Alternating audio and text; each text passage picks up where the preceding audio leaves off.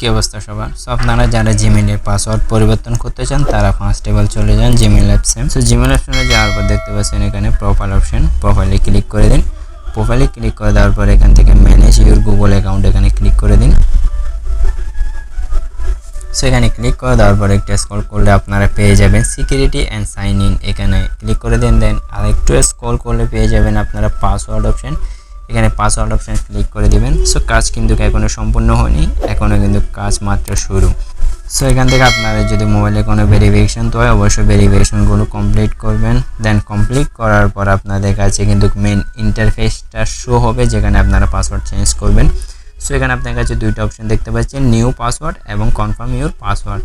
So আপনারা যে পাসওয়ার্ডটা দিতে চান জিমেইলে সেটা উপরে লিখবেন এবং নিচে কিন্তু সেম টু সেম পাসওয়ার্ডটা লিখবেন এবং লেখার পর আপনারা এখান থেকে চেঞ্জ ইউর পাসওয়ার্ড এই অপশনটাতে যদি ক্লিক করে দেন তাহলে সিম্পলিভাবে দেখতে পারবেন আপনাদের কিন্তু জিমেইলের পাসওয়ার্ডটা চেঞ্জ হয়ে গেছে।